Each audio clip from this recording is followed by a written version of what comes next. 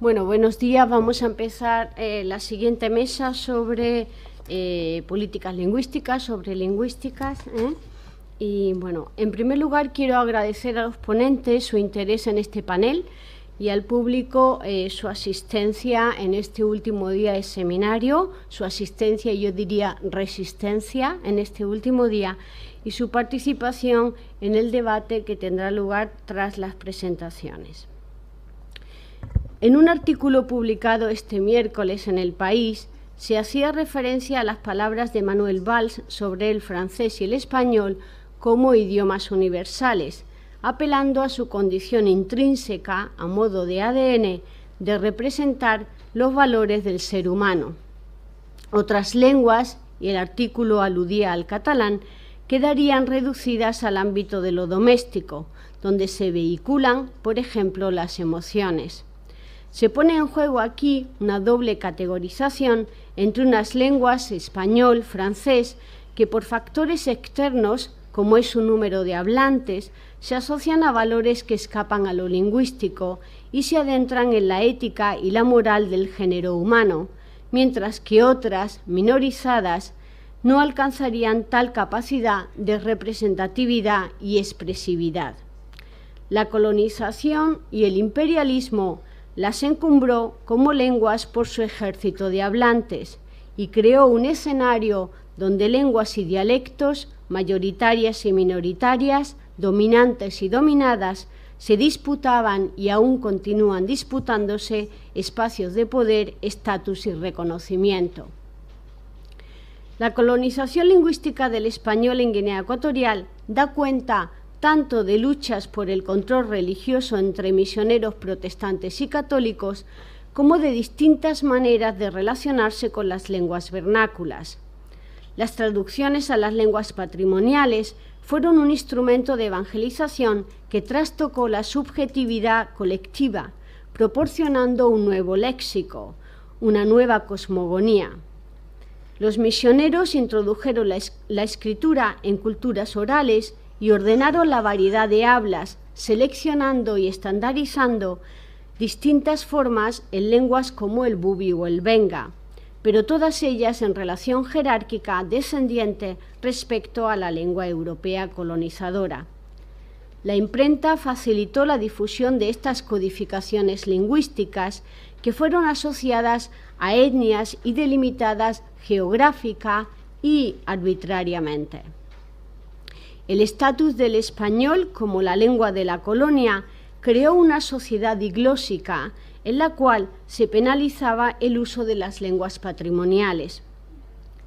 La política de africanización de Macías fue un amago por revertir la obliteración de las lenguas vernáculas que tuvo lugar durante la españolización de lo que es hoy la República de Guinea Ecuatorial.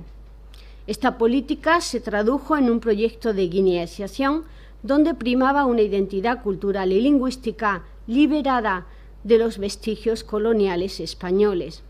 En 1975 se dictaron varios decretos leyes que castigaban el uso de expresiones religiosas y limitaban los nombres de los bautizados a nombres propios africanos como Nguema, Mba, Ndong, prohibiendo los nombres importados por los colonialistas como Luis, Anselmo o Benito. Tras su derrocamiento, se abrió un segundo periodo con Teodoro Obiang Nguema Mbasogo, cuyos cambios en la política lingüística han estado marcados inicialmente por una reespañolización cultural y posteriormente por una revitalización del afro-iberoamericanismo, con el cual Guinea trataba de rentabilizar, de un lado, la herencia de la lengua colonial ante sus países vecinos y de otro, reclamar uno de los vértices en el triángulo de las relaciones transatlánticas España, América, África. Por motivos geopolíticos, Obiang Nguema Mbasogo declaró el francés y el portugués como lenguas oficiales, abriendo así otros mercados lingüísticos. En esta política top-down, de arriba a abajo, de ordenamiento lingüístico, las lenguas aborígenes, entre comillas, según se las denomina en la Constitución, forman parte integrante de la cultura nacional y están sujetas a su promoción. no se integran en el currículum educativo oficial, aunque el Fadiambó, el Fan, el Bubi y el Endowe se enseñan en cursos impartidos en el Centro Ecuatorial Ecuatoguineano en Malabo. La televisión de Guinea Ecuatorial también da las noticias en las lenguas vernáculas, además de en francés, inglés y portugués. El pichi está totalmente ausente en este escenario glotopolítico. Los procesos de selección, codificación y difusión que he descrito se encuadran en el marco teórico de la política y planificación lingüística que acompañó a la creación de los Estados-nación. Cabe preguntarse, pues, si podrían ser aplicables, superando cierto anacronismo, al estudio de la colonización lingüística y sus repercusiones actuales. Por otro lado, hablar de política y planificación lingüística implica un ordenamiento legislativo, un equipo de expertos con un diseño estratégico de objetivos y temporalidades diversas, una financiación y un largo etcétera que no parece adecuarse a la realidad guineo-ecuatoriana. Por motivo de agendas, algunos y algunas de los lingüistas guineanos y guineanas que contacté para que participaran hoy no están aquí. Sin embargo, no quiero dejar de darles la voz ante lo que perciben como una doble discriminación lingüística entre las lenguas oficiales y las patrimoniales por un lado, y la diferenciación entre las lenguas vernáculas por otro. Para acabar, y según me comentaba uno de los invitados ausentes en esta mesa, la política y la planificación lingüística se dan en una sociedad donde, y cito, hay un proceso común de convivencia regulada, unas garantías de seguridad y estabilidad para todos, donde la justicia ampara a todos sin excepción, donde existe el respeto a los territorios y diferencias culturales, donde las lenguas son respetadas y consideradas todas como patrimonio. Abro, pues, el turno de palabra para que los ponentes, de manera tangencial o directa, aborden todas estas cuestiones y podamos entablar un fructífero debate. Tiene ahora la palabra el catedrático de la Universidad de Salamanca y académico correspondiente de la Real Academia Española, don Justo Bolequia. Muchas gracias. Los que llevamos muchos años en este país hemos ido a hablar hace años de un señor que se llama Pepe Rodríguez. Y este señor escribió, publicó un libro que se titula Mentiras fundamentales de la Iglesia Católica. Cuando leí ese libro hace años, encontré en él la destrucción de muchos de los axiomas que nos han sido transmitidos durante siglos. Y cuando recibo el mensaje de Susana para participar yo en esta mesa, en este panel, pensé en Pepe Rodríguez, en su libro y en la Organización de la Unión Africana, y como un cúmulo de mentiras. La Unión Africana, con su articulado, como un conjunto de mentiras. Y pensé, bueno, el título que voy a proponer será Lenguas y Poder en la Unión Africana hoy, ayer y mañana, si existe. Bien. Cuando ha ido hablando Susana, ustedes han seguro fijado su vista a la pantalla y han visto este título interesante. Y con ese título algunas imágenes, el Nku y la Cora. Entonces, a medida que vayamos avanzando en nuestra intervención, entenderán ustedes por qué he puesto estas imágenes, el Nku y la Cora. Primero hablaremos de las lenguas. A propósito, no he agradecido a los organizadores de este gran evento, no lo tengo por costumbre generalmente, para ahorrar tiempo. Entonces vaya por delante mi agradecimiento, no lo suelo hacer, pero bueno. Entonces, empezamos por las lenguas. Las lenguas, ¿en qué contexto? En África. Pero vamos a hablar de las lenguas oficiales, en primer lugar, porque de las patrimoniales no existen. Vamos, existe evidentemente, son patrimoniales. Es decir, como ha dicho Susana, si yo tengo un patrimonio, debo tener, digamos, una cobertura jurídica que me permita proteger, defender, promocionar mi patrimonio. Pero resulta que dicen que tengo un patrimonio lingüístico, pero no me permiten ni protegerlo, ni defenderlo, ni divulgarlo, ni difundirlo. Entonces, por eso, en el mapa que tienen ustedes ahí, hablo de las lenguas oficiales. Es decir, África está caracterizada por tener lenguas oficiales extranjeras, evidentemente. Ya saben cuáles son, no hace falta que les diga. Francés, inglés, español, portugués, árabe, incluso suajili es una lengua extranjera. ¿Vale? Entonces, para eso, son lenguas extranjeras de las que hemos estado hablando. Me recuerdan lo que ya dijo este lingüista francés, Claude Agege. Dice, impón tu lengua y controlarás la forma de pensar de las personas que tienen tu lengua. Entonces, si nosotros tenemos muchísimas lenguas extranjeras como lenguas oficiales, entonces imagínense cómo estamos los africanos. Y eso me permite decir que los africanos vivimos unas patologías que ni nosotros mismos conocemos. Vivimos, hablando del fenómeno de las lenguas oficiales extranjeras, evidentemente, vivimos esquizofrenias contextuales, desajustes cognitivos, derrotas psicológicas, identidades dislocadas y rizomatizadas.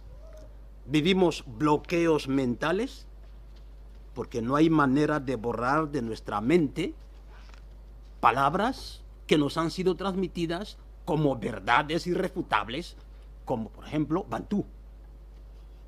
Bantú, una palabra que ha creado un señor, William Blake, y ahí está, y todos bantú. Es una palabra que data de 1860 y tantos, y todos bantú. Palabras como subsahariana. A ver, ¿quién es subsahariano aquí? Ah, no, tú eres subsahariano. ¿Cómo que yo? Sí, tú eres subsahariano. Palabras como ecuatoguineano, que ha salido mucho aquí, menos mal que Susana ha dicho guineo-ecuatoriano. Pero muchos ecuatoguineano, ¿eso qué es? Entonces nos han impuesto, entonces nos someten a una esquizofrenia lingüística, cultural. Si ya de por sí estamos dislocados mentalmente, tenemos unas identidades. Bien. Con eso quiero decirles que el africano no estudia para ser africano, sino estudia para no ser africano. Es importante porque, fíjense, dice, impón tu lengua y controlarás la forma de pensar de la persona. Entonces, si nos imponen lenguas extranjeras, nos obligan a no ser africanos. Bien, seguimos.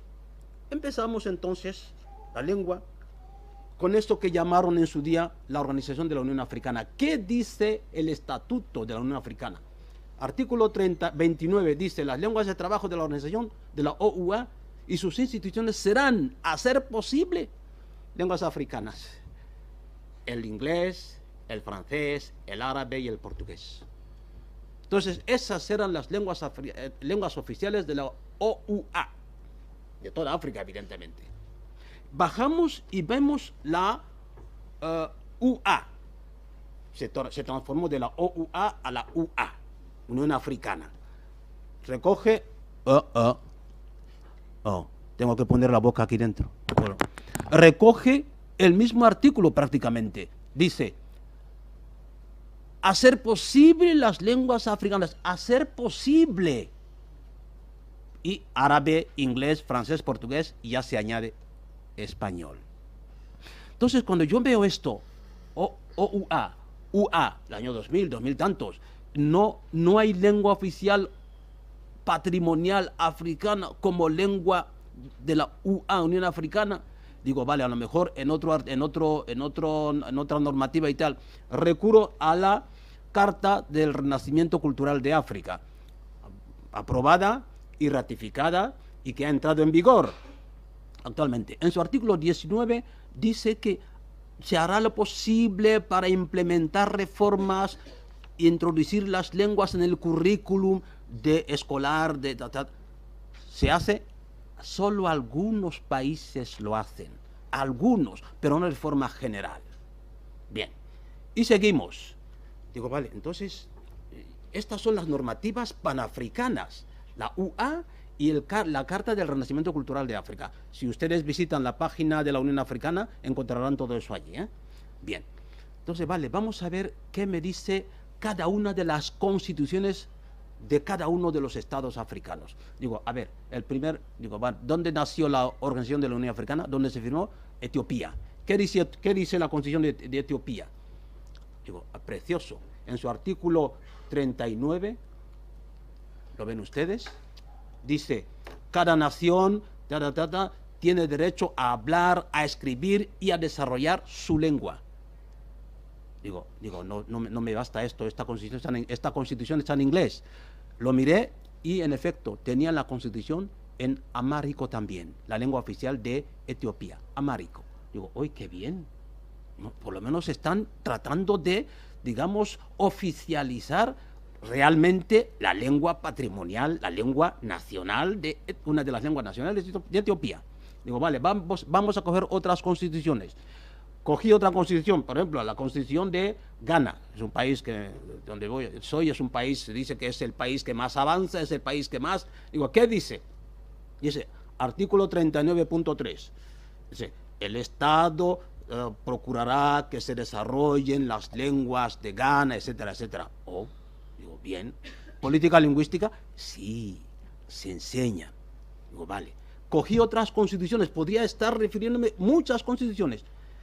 Pero me di cuenta después que en muchas constituciones ni se mencionaban las lenguas africanas. Como aborigen, forman parte de la cultura nacional. Son lenguas aborígenes, son lenguas como nacionales, pero se queda solo en eso, lenguas nacionales. ¿Por qué? Porque no son un patrimonio que hay que cultivar, proteger, guardar, etc. Entonces, estudiando cada una de las constituciones, evidentemente, me di cuenta, pues cogí el año de la Constitución, como lo ven ustedes, cogí el artículo que mencionaba, digamos, las lenguas nacionales y las lenguas oficiales, y puse más o menos países y lengua. País, Angola, lengua, portugués. Entonces, ¿qué ven ustedes allí? Les he dicho que los africanos tenemos unos males que no conocemos. Angola, lengua portuguesa. Entonces, hay allí una esquizofrenia palpable. Angolano, lengua portuguesa. Entonces, ¿qué es? ¿El de Angola qué es? Angolano, portugués o angolano. Entonces, imagínense lo que pasa en su psique. Digamos, existe aquí un desajuste cognitivo, una patología que esa persona no será capaz de controlar posteriormente. Son cosas que entran dentro del subconsciente, que se quedan allí. Y así vamos bajando. Benín, lengua gentilicio, beninés, lengua francesa. Entonces aquí hay algo que no va. Vamos bajando. Guinea Ecuatorial, gentilicio, ecuatoguineano, guineano, guineoecuatoriano, lengua español, francés, portugués, pidgin, porque es la lengua que más se habla, en pidgin English. Entonces, ven ustedes las esquizofrenias. Entonces, voy bajando y podríamos seguir así, hablando durante mucho tiempo. Y entonces, me encuentro en una oficialidad tripartita. O sea, tenemos en toda África una oficialidad autóctona muy reducida, en países como Etiopía, en países como Ruanda, porque tenemos el Kinyarwanda, aparte oficial, el Kirundi, la Somali, etcétera, etcétera, y Sudáfrica, que tiene 8 o 9 lenguas oficiales. Y luego tenemos una oficialidad extranjera, la mayoritaria, como vieron en el mapa, y luego una oficialidad comunicativa o de relación. Por ejemplo, las lenguas de relación, que tenemos Swahili, es lengua oficial, el Afrikaans, que es lengua oficial en África del Sur, pero que no son lenguas africanas, o sea, no netamente lenguas africanas. Entonces a partir de este resumen, entramos en el poder. ¿Y qué es el poder? ¿Qué es el poder? Porque lo que les quiero decir, que el poder en África vamos a tratarlo desde tres tres dimensiones. La dimensión del poder como el poder condigno, el poder condicionado, el poder compensatorio. Según John Galbraith, ¿qué es el poder condigno? Es de la sumisión pura y dura. Imaginen ustedes, relacionen el poder condigno de la sumisión pura y dura con las lenguas que acabamos de ver. Es decir, el poder condigno significa la sumisión pura y dura. Usted no puede hacer nada, hace lo que hace. Como dijo una señora, es una orden ministerial y quieras o no la tienes que cumplir. El poder condigno, sumisión pura y dura, es decir, se impone una lengua, se somete a la gente a una lengua oficial y la gente tiene que aprender esa lengua, quiera o no. Bien, luego el poder, digamos, condicionado, es decir, el sujeto no sabe lo que, no sabe el significado del mensaje del gobernante. Esto lo tenemos en la publicidad. Lo vivimos en Occidente. Cuando nos someten a mucha publicidad, no sabemos, desconocemos el mensaje subliminal que tiene esa publicidad. Luego tenemos el poder compensatorio, el quid pro quo, es el poder que define la corrupción, tanto aquí como en todas partes, la corrupción. Oye, si me haces esto, te doy esto, si me haces esto, te doy esto. La corrupción, por eso galopa, ¿no?, a sus anchas. Entonces, los poderes que hay visibilizados en África, ya lo vemos ahí, el poder militar. Vemos otro poder, el poder político ejecutivo. Otro poder, el poder de los otros, el poder paramilitar, es decir, tipo Boko Haram, tipo Seleka, que también ahora son gobernantes en Centroáfrica, etc. El poder tradicional africano, que lo vemos allí. Tenemos el poder religioso, que no tiene nada que ver evidentemente con el poder africano religioso tradicional, que sería el poder de los brujos, el poder de las religiones africanas. Entonces, yo quiero que mantengan ustedes este paseo de ir y venir. Entonces, este poder lo metemos en dos sistemas políticos, los sistemas monárquicos y los sistemas presidencialistas. Los monárquicos que tenemos en África, por ejemplo, los absolutistas como en Lesotho.